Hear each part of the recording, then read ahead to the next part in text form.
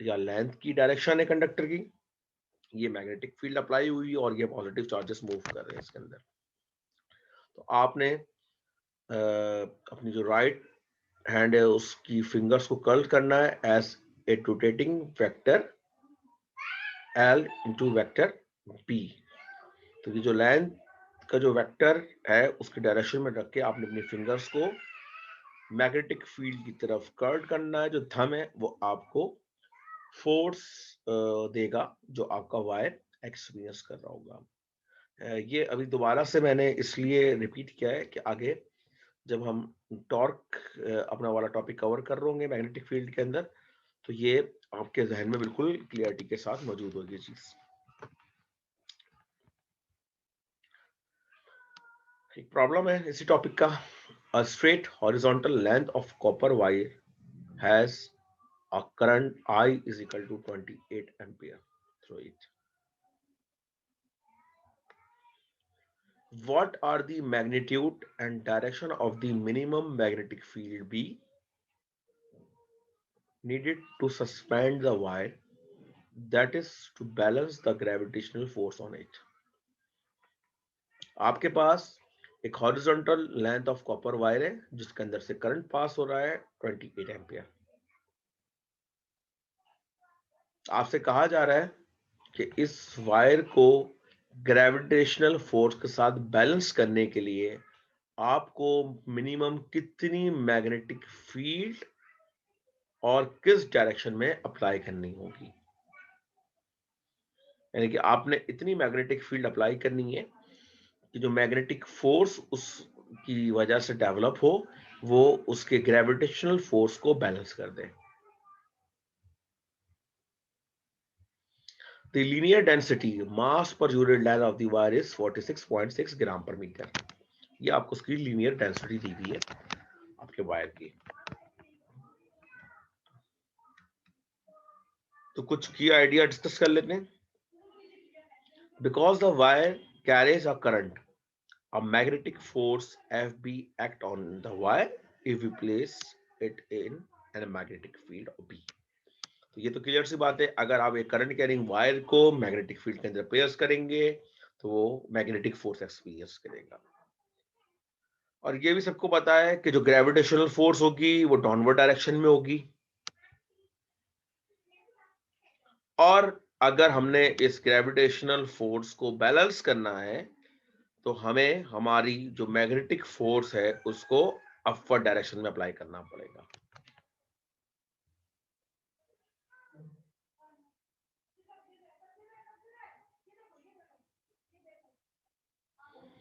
और ये हम सब जानते हैं कि जो डायरेक्शन ऑफ एफ बी है वो रिलेट करती है डायरेक्शन ऑफ दी बी से मैग्नेटिक फील्ड के एंड द वायर की जो लेंथ है एल से, जो हमने अभी थोड़ी देर पहले देखा है कि आप लेंथ को कर्व करेंगे टूवर्ड्स बी तो आपको डायरेक्शन ऑफ दी फोर्स पता चलेगी। तो आपको अपना जो बी है वो इस तरह अप्लाई करनी होगी कि डायरेक्शन अपवर्ड आए। कैलकुलेशंस की तरफ आते हैं। Because L is directly horizontally and the current is taken to be positive, तो हमने वायर को हॉरिजॉन्टली प्लेस किया हुआ है पीछे की तरफ। अगर आप 3D में देखें सामने से आपको वायर का क्रॉस सेक्शनल एरिया दिख रहा है। और डॉट का मतलब है जो पीछे से पॉजिटिव चार्ज आ रहे हैं वो आउट ऑफ द बोर्ड या आउट ऑफ द पेपर है। तो यहां से आपको आपके करंट की या लेंथ की डायरेक्शन तो मिल गई है और वो है आउट ऑफ द, अगर मैं आपके कंप्यूटर की बात कर रहा हूं तो आउट ऑफ द कंप्यूटर आपके बिल्कुल समझे फेस की तरफ आ रहा है ये करंट या लेंथ कंडक्टर। ये इसकी फोर्स डायग्राम है। अब जाहिर सी बात है जो कंडक्टर है उसकी ग्रेविटेशनल पुल तो नीचे ही होगा mg, ग्रेविटेशनल फोर्स है। तो यहां से हमें लेंथ तो पता चल गया कि लेंथ की डायरेक्शन क्या है। अब हम अपने राइट हैंड रूल को अगर यूज करें, हमें पता है कि L क्रॉस B, तो हमें L को कर्व करना है टूवर्ड्स B। तो आप अपनी जब राइट हैंड रूल के तहत अपनी फिंगर को कर्व करेंगे इस तरफ जिस डायरेक्शन में ये बी दिखाया गया है, और बी दिखाया गया है आपको horizontally rightward, horizontally rightward direction में अप्लाई किया। तो आप जब अपनी फिंगर्स को कर्ल करेंगे इस डायरेक्शन में, तो ये फोर्स ऊपर की तरफ आएगी, और हमें यही चाहिए था। और लेट सपोज अगर आप अपना मैग्नेटिक फील्ड इस डायरेक्शन में अप्लाई करते, तो आप जब इसको कर्ल करते तो डायरेक्शन आती डाउनवर्ड। तो इसलिए हमने अपनी फील्ड का इंतखाब हॉरिजॉन्टली राइटवर्ड किया है, ताकि मैग्नेटिक फोर्स अपवर्ड डायरेक्शन में अप्लाई हो।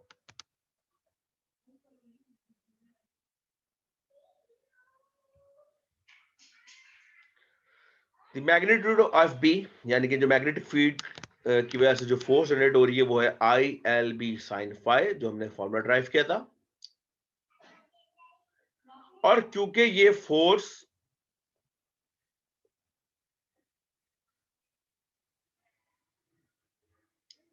हमें चाहिए कि जो mg को बैलेंस कर सके, तो हमने दोनों को इक्वेट कर दिया।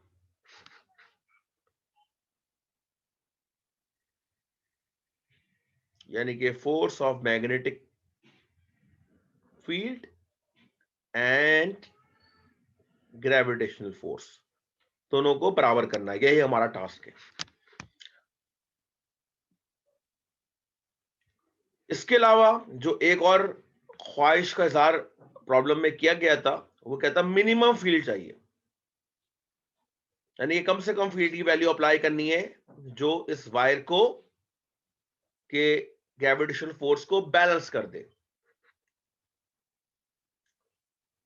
तो अगर बी की वैल्यू कम से कम चाहिए, तो इसका मतलब है जो ये फैक्टर साइन फाई है, इसकी वैल्यू ज्यादा से ज्यादा चाहिए। और इसकी मैक्सिमम वैल्यू कितनी होती है? 90, या साइन फाई की वैल्यू होती है 1, और वो 1 कब होता है? जब फाई कितना हो? 90 डिग्री। तो ये करने के लिए हम फाई कितना सेट करेंगे? 90 डिग्री। यानी कि हमारा जो ये फील्ड है ये लेंथ के ऊपर परपेंडिकुलर होगा। तो साइन फाई हो जाएगा 1 के बराबर, यहां पर साइन फाई 1 के बराबर सब्स्टिट्यूट कर दिया। बी के लिए सॉल्व कर लिया, तो B is equal to M G I L sine phi. ये m अपॉन एल इनको रीअरेंज करके लिख लिया है। साइन फाई तो 1 हो चुका है, तो ये क्वेश्चन बची m l into G into hour I. m upon land, mass per unit land, जो लीनियर डेंसिटी आपको गिवन थी वो गिवन है 46.6 ग्राम पर मीटर। इसको आपने कन्वर्ट कर लेना है किलोग्राम पर मीटर के अंदर, और बाकी चीजें आपको करंट गिवन है 28, जी आपको बता 9.8। तो आपके पास ये फील्ड की वैल्यू आ गई 1.6 exponent minus 2 Tesla.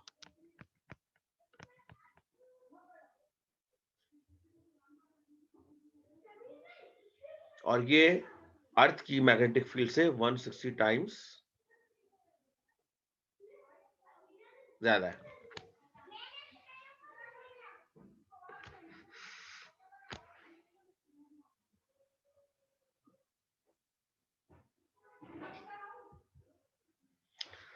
Force and torque on a current loop.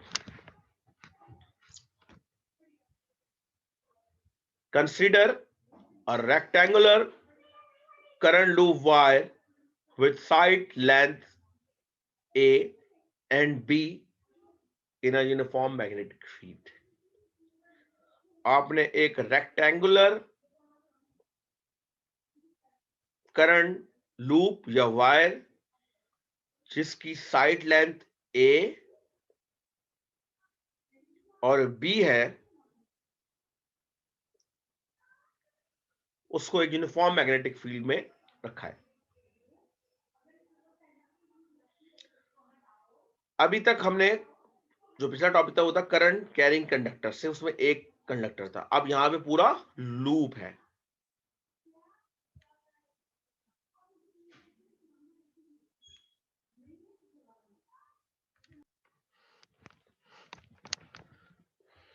A line perpendicular to the plane of the loop make an angle phi with the direction of the magnetic field।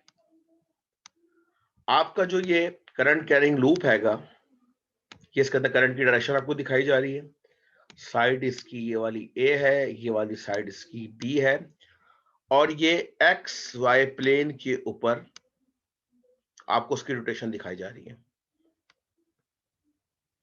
और Z axis के ऊपर यानी कि जो plane of the conductor या plane of the loop है उसके perpendicular magnetic field भी अप्लाई की गई है।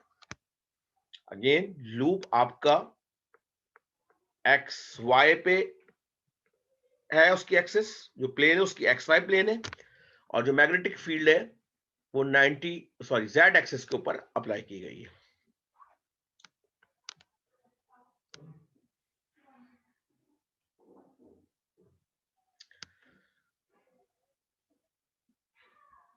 ये जो लाइन है आपकी,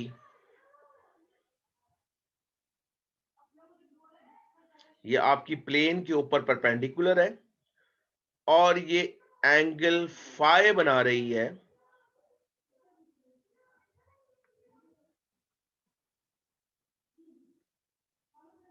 इन the direction of magnetic field.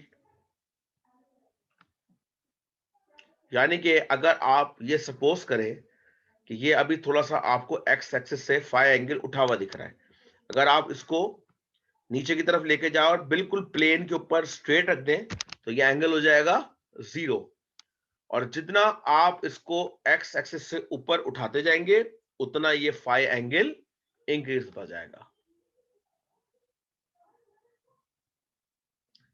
एक दफा फिर एक्सप्लेन कर देता हूं कि आप अपने दिमाग में खाका बनाइए कि ये जो कॉइल है ये बिल्कुल प्लेन के ऊपर प्लेस हो गया, बिल्कुल प्लेन के साथ, यानी कि एक्स एक्सिस के साथ ये जो लाइन है ये एक्स एक्सिस के ऊपर आ गई है, तो ये एंगल उस वक्त हो गया है 0, और जैसे ही आप इसको ऊपर उठाना शुरू करेंगे तो ये एंगल बी की डायरेक्शन में जो एंगल बन रहा होगा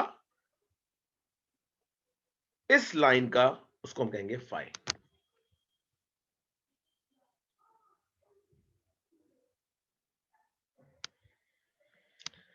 the loop carries a current I, जो कि दिख रहा है आपको कि इस पूरे लूप के अंदर जो करंट रोटेट हो रहा है वो आई है।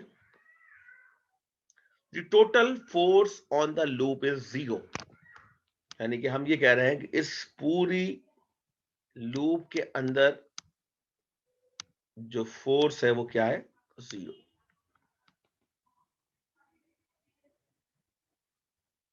तो वो भी आपको एक्सप्लेन करते हैं कैसे, but that there can be a net torque acting on the loop. Force 0 है, नेट फोर्स, लेकिन टॉर्क मौजूद है, और वो कैसे वो भी आपको बताते हैं।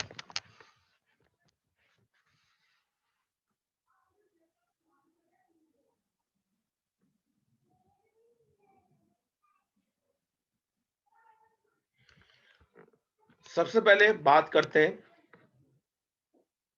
Forces along x axis.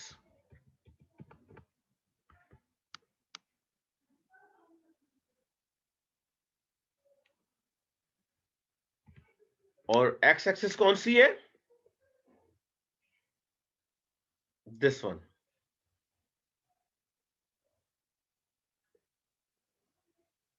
और एक्स एक्सिस पे आपका लूप का ये साइड आ रहा है और ये साइड आ रहा है।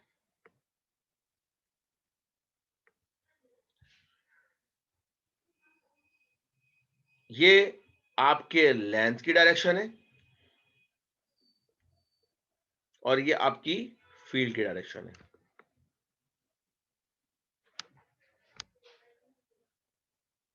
तो अपनी फिंगर्स को लेंथ के साथ अलाइन करें और कर्व करें टूवर्ड्स बी, तो आपका थंब इंडिकेट करेगा फोर्स की डायरेक्शन इस तरफ।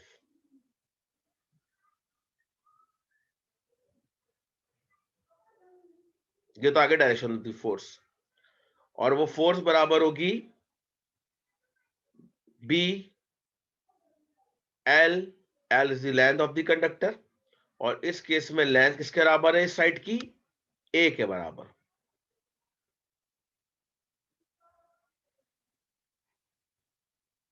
तो फोर्स हो गई आई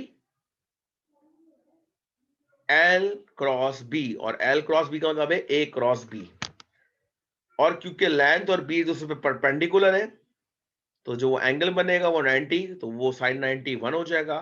तो इस डायरेक्शन में जो फोर्स आएगी वो आएगी I A B. I is the current, A is the length of the conductor at this side, and B is the magnetic field. Force आ गई I A B। अब बात करते हैं इस तरफ की। तो पहले डायरेक्शन मालूम करते हैं। अब करंट की डायरेक्शन या लेंथ की डायरेक्शन है इस तरफ। अपनी फिंगर्स को राइट हैंड की इधर अप्लाई करें और टूवर्ड्स कर्ल करने बी की तरफ, तो आपके पास फोर्स की डायरेक्शन आएगी इस तरफ। और क्योंकि ये नेगेटिव एक्स एक्सिस पे, तो हमने इसको कह दिया माइनस एफ। मैग्नीट्यूड निकालें तो अभी भी एफ और बी, सॉरी आई या लेंथ और बी एक दूसरे पे परपेंडिकुलर है, तो साइन 91 हो जाएगा। आई और इधर की लेंथ भी कितनी है, ए के बराबर, ए इंटू बी। तो इधर भी जो फोर्स का मैग्नीट्यूड है वो है आई ए बी, और इधर भी जो फोर्स का मैग्नीट्यूड है वो है आई ए बी। लेकिन दोनों फोर्सेस एक दूसरे के अपोजिट डायरेक्शन में है, तो नेट फोर्स जो होगी वो एक दूसरे को, नेट फोर्स जो होगी वो जीरो होगी, क्योंकि वो एक दूसरे को कैंसिल आउट कर देंगे पैर, क्योंकि अपोजिट फोर्सेस हैं बट सेम मैग्नीट्यूड। और हर तरफ या हर लेंथ के ऊपर जो फोर्स है वो है F is equal to I A B. तो ये तो बात हो गई एक्स एक्सिस की, कि एक्स एक्सिस के ऊपर दो फोर्सेस थी, दोनों ने एक दूसरे के इफेक्ट को कैंसिल आउट कर दिया। अब बात करते हैं फोर्सेस अलोंग वाई एक्सिस।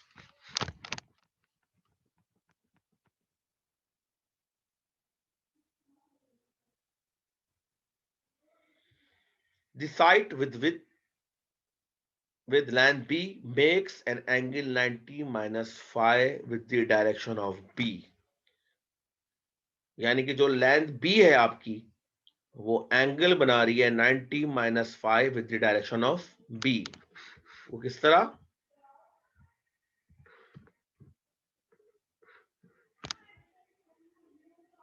तो ये मैंने आपको एक्सप्लेन किया था कि जो आपका ये line perpendicular to the plane पे जो है वो एंगल बना रही है phi in the direction of B, यानी कि बी की तरफ जाते हुए एंगल बना रही है लाइन फाई। ये एंगल भी हो गया फाई, और ये एंगल होता 90 डिग्री। तो ये एंगल कितना हो गया 90 माइनस फाइव। क्लियर है। अब ये जो लाइन या जो ये परपेंडिकुलर था प्लेन के ऊपर, ये बिल्कुल पैरेलल है साइड बी के।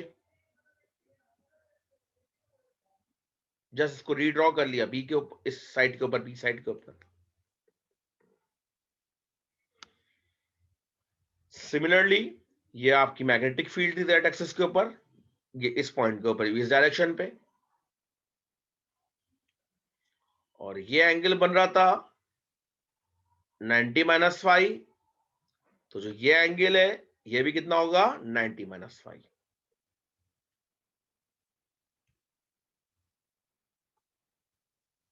तो आपका जो ये लेंथ बी है, ये in the direction of B angle बना रहा है 90 माइनस फाइव।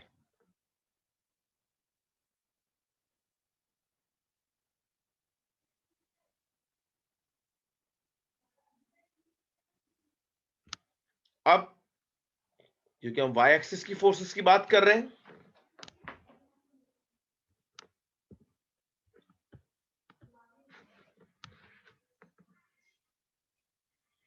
तो वाई एक्सिस के ऊपर भी दो फोर्सेस एक्ट कर रही हैं, उनको हमने नाम दिया एफ डैश। और जो पॉजिटिव वाई एक्सिस पे उसको एफ डैश का, जो नेगेटिव वाई एक्सिस को माइनस एफ डैश का। और जो उनका मैग्नीट्यूड है वो बराबर है आई बी साइन 90 माइनस फाइव, और साइन 90 माइनस फाइव बराबर होता है कॉस फाइव के।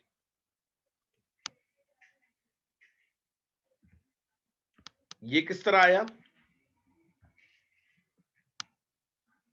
आपकी लेंथ है बी, फार्मूला होता है आई लेंथ क्रॉस मैग्नेटिक फील्ड या बी कैपिटल बी। तो आई तो करंट ये रहा आई, वो तो सेम है। अब की दफा लेंथ हो गई है इस साइड की स्मॉल बी इंटू बी, और क्रॉस के साथ आया साइन, और एंगल आया 90 माइनस फाइव, और 90 साइन 90 माइनस फाइव बराबर होता है कॉस फाइव के।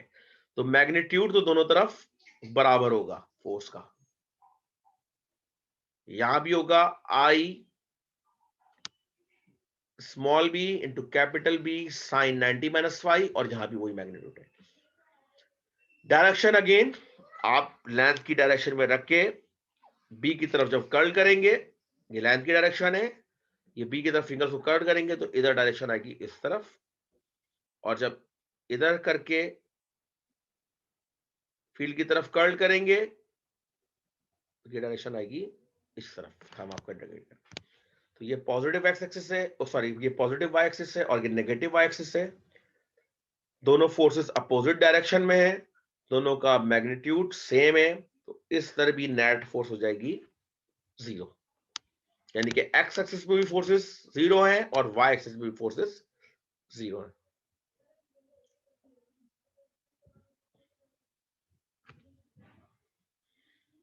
The total force on the loop is zero because the force on opposite side cancel out in pairs.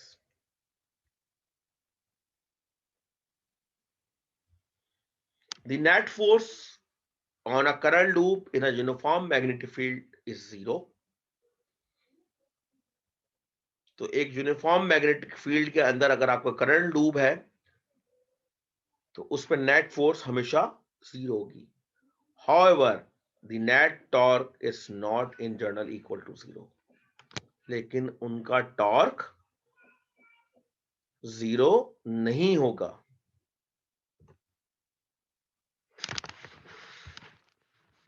Torque के लिए आपको दो चीज चाहिए होती हैं, एक होती है फोर्स, एक होता है मोमेंट आर्म।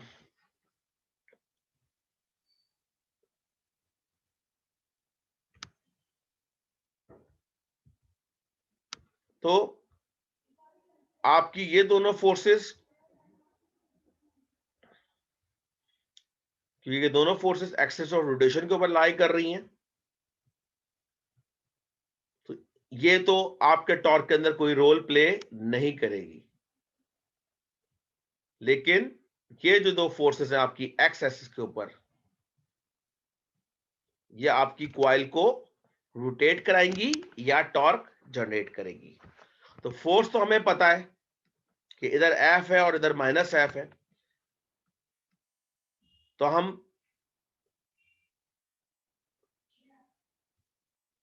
जो टॉर्क जनरेट हो रहा है उसका मूवमेंट आर्म निकाल लेते हैं।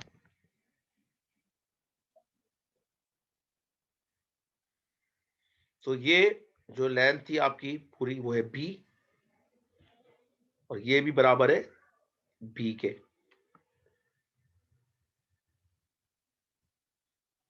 ये आपकी एक्स एक्सिस है और एक्स एक्सिस के साथ ये एंगल बन रहा है फाई,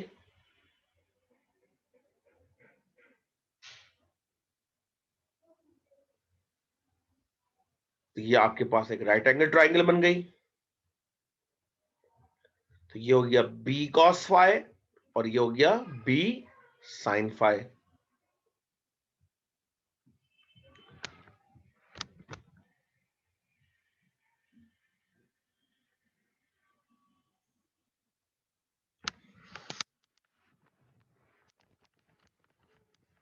अब ये तो हमारे पास आ गया टोटल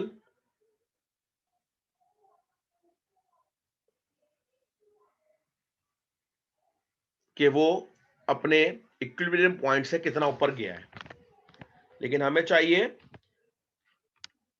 मूवमेंट आर्म, और मूवमेंट आर्म होगा यहां से लेके हाफ तक का डिस्टेंस। अगर ये पूरा b sin phi है तो ये हाफ होगा b बाय 2 sin phi, क्योंकि हमें एक्सिस ऑफ रोटेशन तक का डिस्टेंस चाहिए। ये पूरा b था तो ये b बाय 2 होगा, और अगर ये b sin phi है तो ये यहां तक b बाय 2 sin phi होगा।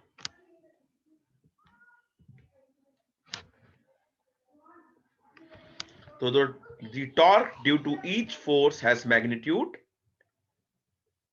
F is equal to B by 2 sin phi। F is the force जो कि ये एक्ट कर रही है, और B by 2 sin phi ये आपका मूवमेंट आर्म है।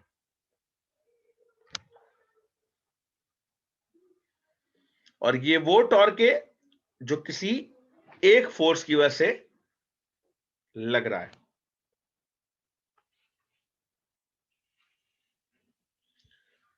जो नेट टॉर्क होगा, जाहिर सी बात है दो फोर्सेस है, 2 से हमने इसको मल्टीप्लाई कर दिया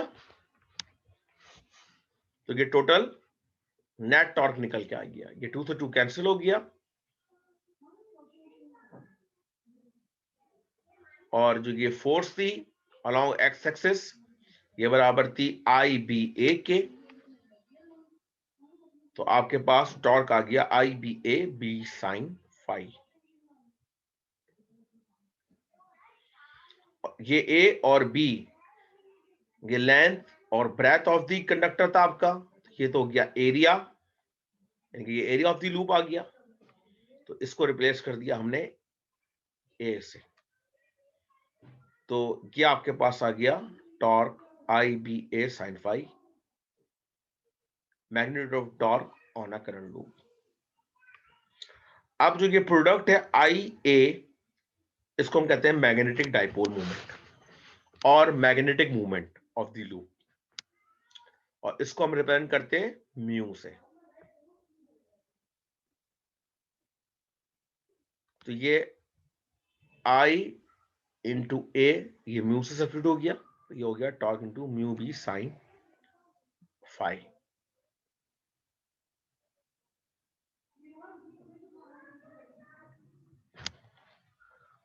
A current loop or any other body that experience a magnetic torque is also called a magnetic dipole। तो अगर आपको करंट लूप या कोई भी बॉडी जो मैग्नेटिक टॉर्क एक्सपीरियंस करेगी, जैसा हमने इस केस में देखा, तो हम उसको कहते हैं मैग्नेटिक डाइपोल, और ये बराबर होगा mu cross B. Sine phi हटा दिया, क्रॉस फाई, ये वेक्टर टॉर्क होना करंट लूप आ गया। अब इस म्यू की डायरेक्शन देख लेते हैं। जो म्यू यानी कि जो हमारा डाइपोल मूवमेंट या मैग्नेटिक मूवमेंट है, इसकी डायरेक्शन हमेशा ये जो लूप है इसके के ऊपर नॉर्मल होगी। यानी कि अगर ये इस तरह है तो ये आउटवर्ड, ये अगर इस तरह अपनी एक्सिस के ऊपर आ गया तो अपवर्ड, रोटेट हो गया पूरा 360 डिग्री तो 180 डिग्री तो डाउनवर्ड। सही है, तो म्यू हमेशा नॉर्मल टू दी प्लेन होगा।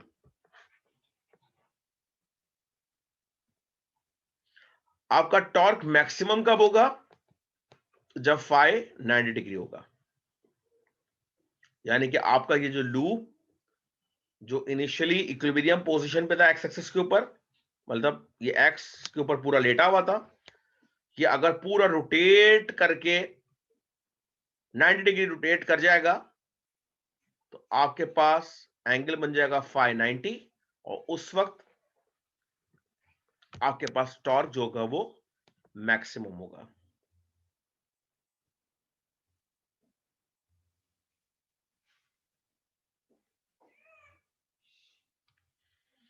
The torque is 0 when phi is equal to 0 degree as shown here। ये वो जो मैं आपको बता रहा था कि अगर ये बिल्कुल एक्स एक्सिस के ऊपर आ गया तो ये इसकी इक्विलिब्रियम पोजीशन आएगी, और इस केस के अंदर टॉर्क जो होगा वो 0 होगा, क्योंकि कोई फाई एंगल नहीं बन रहा और फाई आपके पास 0 है। और इसी तरह इसको बिल्कुल आप इन्वर्ट कर दें 180 डिग्री, यानी कि ये वाली साइड यहां लिया है और ये वाली साइड यहां लिया है, यानी कि फाई आपका जो 180, इस केस में भी आपका टॉर्क जो है वो 0 होगा।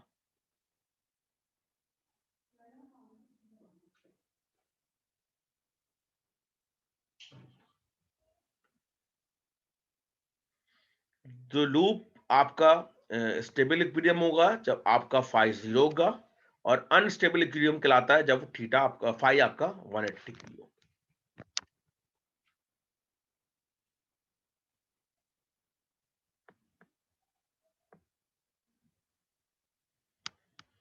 देखिए आपके पास